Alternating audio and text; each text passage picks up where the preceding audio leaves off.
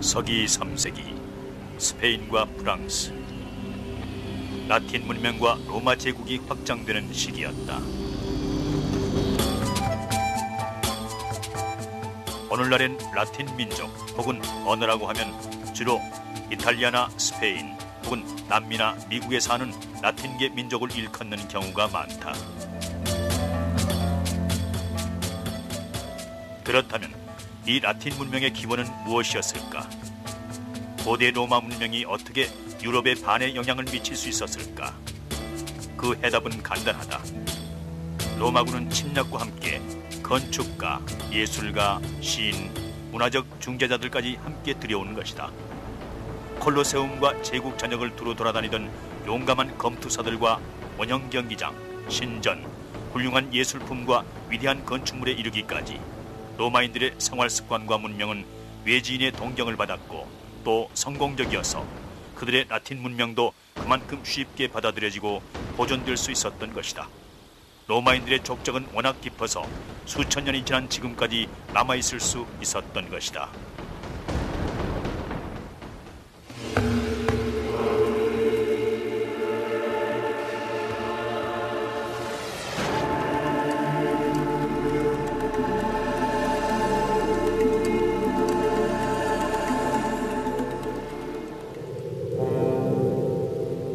서기 3세기의 서부 로마 제국은 오늘날의 영국에 이르는 북쪽까지 세력을 넓혔다. 그러나 가장 부강하고 정치적으로 중요한 영토들은 서부와 남부에 자리 잡고 있었다.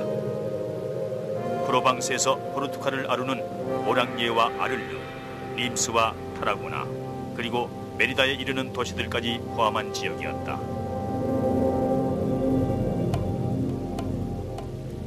스페인과 프랑스는 훌륭한 도로망으로 로마에 연결돼 있었고 수로와 같은 경제 발전을 위한 기반 시설들도 알프스를 통해 연결되고 있었다. 남부 프랑스의 프로방스와 스페인에서는 올리브 오일 같은 농산물이 생산되었고 조미료로 널리 쓰이던 생산 소스인 가륨 같은 보존식품도 로마로 도입되었다. 대신 상대국들은 로마인에게서 금과 돈을 받을 수 있었다. 스페인과 프랑스 역시 금속 채굴에 적극적이었다. 기원전 1세기 철학자인 포시도니우스 다파메아는 이렇게 쓰고 있다. 스페인에서 산불이 나면 땅에서 금과 은맥이 솟아오를 것이다. 영토 확장을 위해 무력을 사용한 로마인들은 로마를 본딴 도시들을 만들었으며 로마의 위대한 건축물과 눈부신 기술은 지역민들을 유혹하는 중요한 미끼가 되었다. 고울족과 이베리아족 같은 사람들은 처음에는 로마인들의 놀라운 전쟁 병기의 위협을 느꼈지만 시간이 흐르면서 서서히 로마인들의 뛰어난 건축술에 매료되기 시작했다. 수십 년 동안 고고학자들은 당시 다른 나라에 알려지지 않았던 로마인들의 건축술에 얽힌 비밀을 알아내기 위한 연구를 했는데 로마인들은 안정적이고 정교하면서 실용성과 시각적 아름다움을 갖춘 웅장한 건축물을 세우는 기술이 있었다. 이 놀라운 수로도 그 중에 하나였다. 이것은 서기 1세기에 건립된 로마의 수로 중 가장 대담한 구조를 가진 퐁드 가르드이다. 프로방스 림스 지방 인근의 가르드 강까지 이르는 수로는 높이 47m, 길이 270m에 달하고 있으며 돌로 된 아치엔 회반죽을 쓰지 않았다. 더욱 놀라운 것은 고대 기술자들이 어떻게 그리고 어떤 측량 도구를 사용해서 300마일 밖의 림스의 물을 수로를 이용해 끌어와 수원지에서 겨우 16m 높이에서 떨어질 수 있게 만들었냐 하는 것이다. 비밀은 코로베이트라 불리던 단순하지만 아주 실용적인 수평 기계에 있었다. 그것은 6m 길이의 연추선이 걸려있는 일종의 벤치 모양이었다. 연추선이 인도 표식과 나란히 되면 수로와 맞닿은 벤치 위 부분이 완벽한 수평이 된다. 이는 작업이 제대로 이루어지지 않았음을 의미한다. 이때 물이 흐르지 않으면 경사를 더 높여야 했다. 거꾸로 연추선이 인도 표식에서 너무 멀리 떨어져 있으면 경사가 너무 심한 것으로 보고 재조정할 필요가 있었다. 물이 목적지까지 흐르는 동안 내리막 경사를 계속 유지하기 위해 코로베이트로 작업을 하면서 최소한의 경사를 유지하게 했다. 벤치가 앞으로 기울어지고 연추선이 인도 표식에서 몇 도 정도 기울어지면 물이 흐를 수 있는 적당한 경사가 되었다는 뜻이다. 500만 갤런 이상의 물은 칼스텔륨 디비조리움이라는 님스의 저수지를 채우기 위해 매일 퐁드 가르드로 흘려보내지면서 골족과 로마인들의 주거지에 용수를 공급하고 있었다. 그들은 왜 그렇게 많은 물이 필요했을까? 우선 현대 님스란 도시에 남아있는 과거의 흔적을 추적해 보아야 한다. 역사적 기록과 유물들은 님스에서 발견된 이 동전처럼 이 도시가 기원전 31년에 아우구스투스의 퇴역 군인들에게 선물로 주어졌다는 것을 말해준다. 이집트 원정에 성공적으로 참여한 보상이었다. 이 고대 비문은 로마 시대 니마우수스로 알려진 님스의 성벽이 기원전 15년에 세워졌으며 성문에서 약 6.4km가 연장되어 도시를 감싸고 있었음을 보여준다. 2m가 넘는 두께의 이 성벽은 540에이커의 면적을 에워싸면서 로마 고을 지방에서 가장 큰 도시를 탄생시키는 근원지가 되었다. 고고학자들은 이 성벽이 지어진 후에 이 도시의 생존과 번영을 위해 물이 필요했다는 것을 알게 되었다. 수로는 약 40년이 지난 후에 지어진 것이다. 성벽에는 탑들도 세워져 있다. 43개가 발견되었지만 당시엔 80개 이상이었을 것이다. 아우구스투스 시대에 지어진 탑들 중 하나는 높이가 33m에 달했는데 이 지역에 황제 아우구스투스가 신으로 숭배되었던 성역인 아우구스티움이 있었다는 증거가 된다.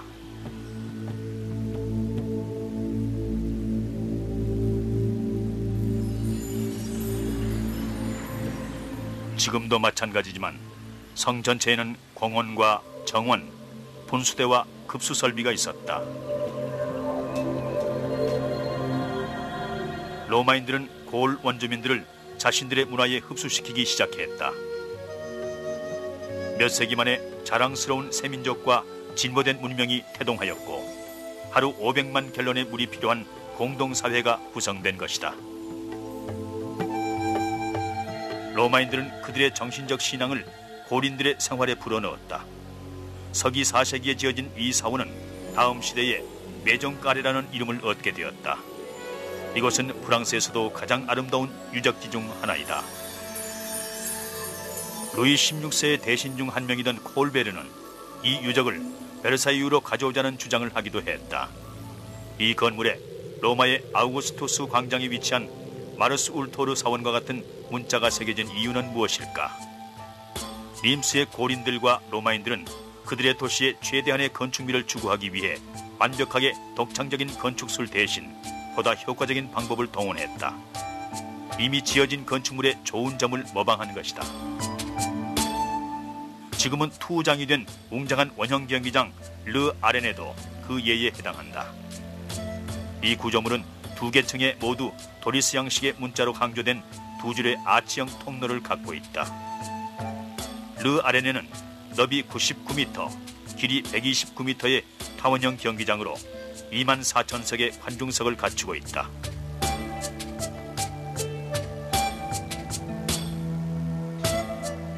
님스에서 몇 킬로 떨어진 아를루에도 거의 똑같은 모습의 원형 경기장이 있다.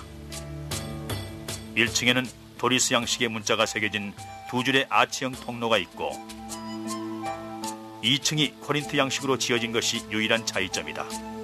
축의 길이는 실제로 거의 똑같고 관중석의 규모도 26,000석으로 비슷하다.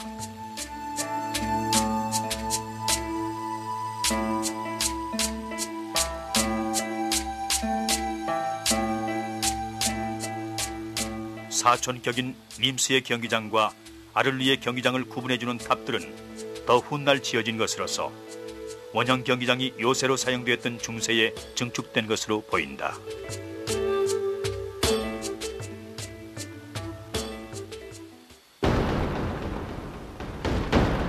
고대의 검투사가 원형 경기장으로 들어가 2만 명의 관중 앞에서 격투를 한다는 것은 엄청난 사건이자 영웅과 챔피언이 될 수 있는 기회였다.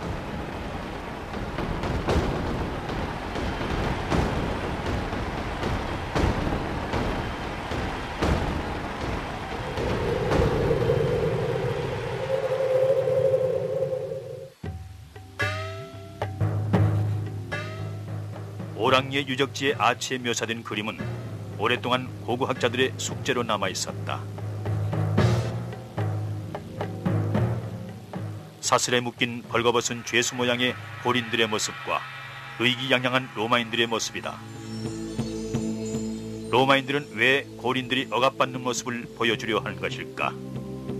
그들에게 자신들의 생활 방식과 문명을 전파하려 했다면 말이다. 누가 그런 소벽을 그리도록 명령했을까? 고고학자들이 이 미스터리를 풀기 위해 제일 먼저 한 일은 이 개선문의 건축을 부른 역사적 사건을 찾아보는 일이었다.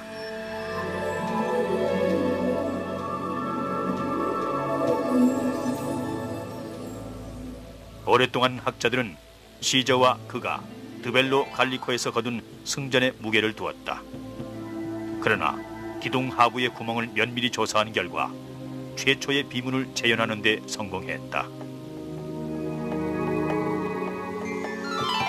그것은 시저보다 훨씬 후대에 살았던 티베리우스 황제였다.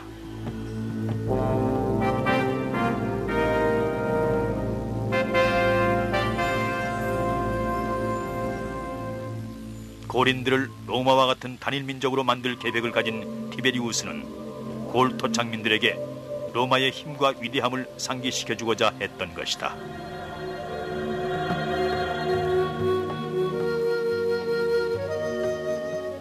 오랑예의 아름다운 로마 극장 중앙 구멍에 비죽이 솟아오른 돌들도 처음에는 고고학자들에게 미스터리였다.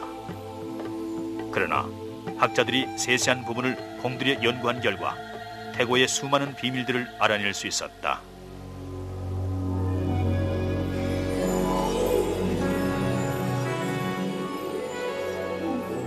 특히 학자들의 연구는 로마 극장의 안락함을 조명하게 되었다. 모디용이라 불린 구멍이 뚫린 널빤지는 극장 천막들을 지탱하는 나무 기둥을 지지하는 것이었다. 최고의 로마 극장들은 텐트를 갖추고 있었던 것이다. 관객들을 햇빛과 비로부터 보호해주는 지붕이었던 셈이다. 원형극장이 없는 도시에서는 극장들이 때로 검투사들의 격투장으로 쓰이기도 했다. 일반적으로 지적인 환대를 위해 쓰이던 극장에서 생생한 난투극이 펼쳐진 것이다. 프로방스에서 골족에게 막 승리를 거둔 로마인들은 서쪽으로 진출해 피레네를 지나 스페인까지 들어갔고 로마 제국에서 가장 중요한 지역을 확보하기 위해 카디즈까지 진출했다. 현대 스페인은 기원전 197년에 카르타고에서 패한 후 로마인들에게 히스파니아로 알려져 있었다. 서기 3세기경에는 로마보다 훨씬 더 부유했던 영토였을지 모른다. 타라고나는 로마에서 가장 중요한 스페인 영지인 타라고넨스의 수도였다. 매혹적인 카탈란 시는 훌륭한 로마의 조상들이 남긴 폐허에 지어졌다. 다행히 수많은 로마적 요소들이 보존되어 있는데 해변의 웅장한 원형 경기장과 수로, 그 외에 중요한 고고학적 유물들이 남아있다. 고고학자들의 발굴은 지금도 계속된다. 대부분의 유물들은 현대 도시의 주택이나 건물 내부 혹은 지하 저장소에서 발견되는 것들이다.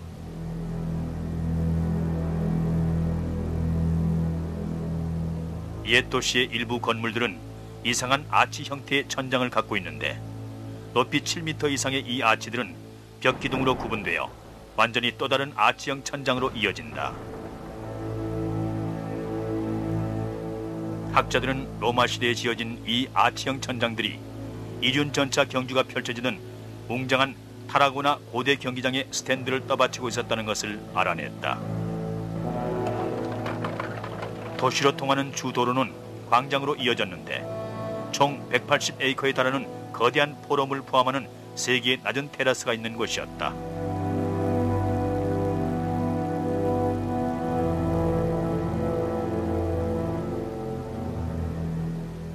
다년간의 연구 끝에 고고학자들은 경기장과 함께 타라구나 포럼의 설계도를 재현해낼 수 있었다.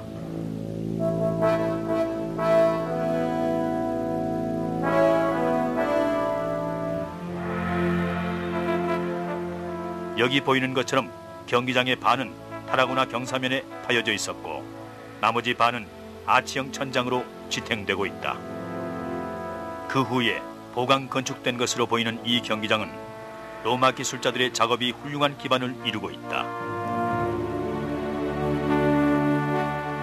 이 아치들은 경기장의 외관을 대표적으로 보여준다. 관중들은 이곳으로 드나들며 지정석으로 인도되었을 것이다.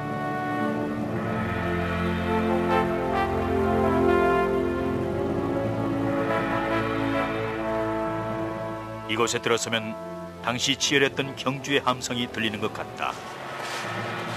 호머의 일리아드에 묘사된 것처럼 이륜전차 경주는 힘과 용기를 자랑하는 흥미로운 경주로 기원전 1000년경부터 행해진 것이었다.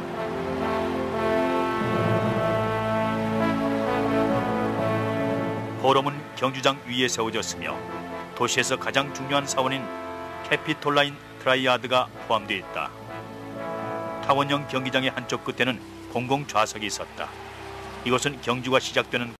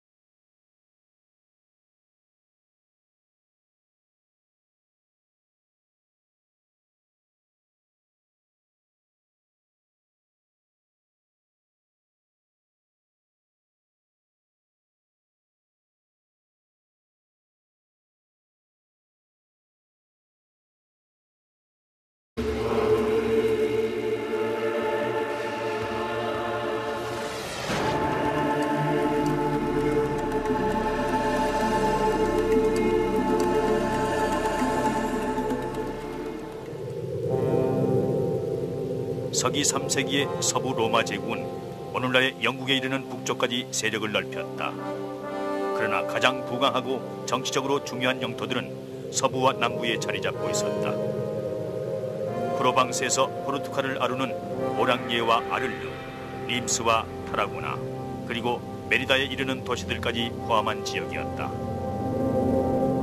포시도니우스 다파메아는 이렇게 쓰고 있다.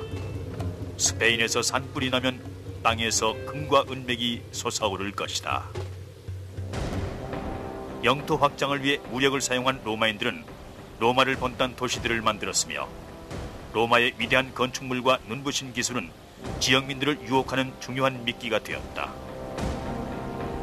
고울족과 이베리아족 같은 사람들은 처음에는 로마인들의 놀라운 전쟁 병기의 위협을 느꼈지만 시간이 흐르면서 서서히 로마인들의 뛰어난 건축술에 매료되기 시작했다. 간단하다. 로마군은 침략과 함께 건축가, 예술가, 시인, 문화적 중재자들까지 함께 들여오는 것이다. 콜로세움과 제국 전역을 두루 돌아다니던 용감한 검투사들과 원형 경기장, 신전, 훌륭한 예술품과 위대한 건축물에 이르기까지 로마인들의 생활 습관과 문명은 외지인의 동경을 받았고 또 성공적이어서 그들의 라틴 문명도 그만큼 쉽게 받아들여지고 보존될 수 있었던 것이다. 로마인들의 족적은 워낙 깊어서 수천 년이 지난 지금까지 남아있을 수 있었던 것이다.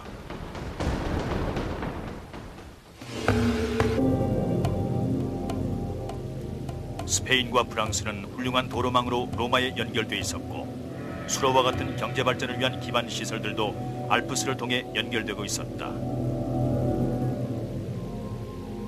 남부 프랑스의 프로방스와 스페인에서는 올리브 오일 같은 농산물이 생산되었고 조미료로 널리 쓰이던 생산 소스인 가륨 같은 보존식품도 로마로 도입되었다. 대신 상대국들은 로마인에게서 금과 돈을 받을 수 있었다. 스페인과 프랑스 역시 금속 채굴에 적극적이었다. 기원전 1세기 철학자인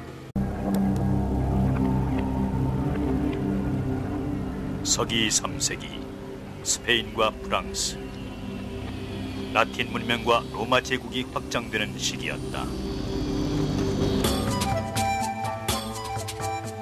오늘날엔 라틴 민족 혹은 언어라고 하면 주로 이탈리아나 스페인 혹은 남미나 미국에 사는 라틴계 민족을 일컫는 경우가 많다. 그렇다면 이 라틴 문명의 기원은 무엇이었을까? 고대 로마 문명이 어떻게 유럽의 반에 영향을 미칠 수 있었을까? 그 해답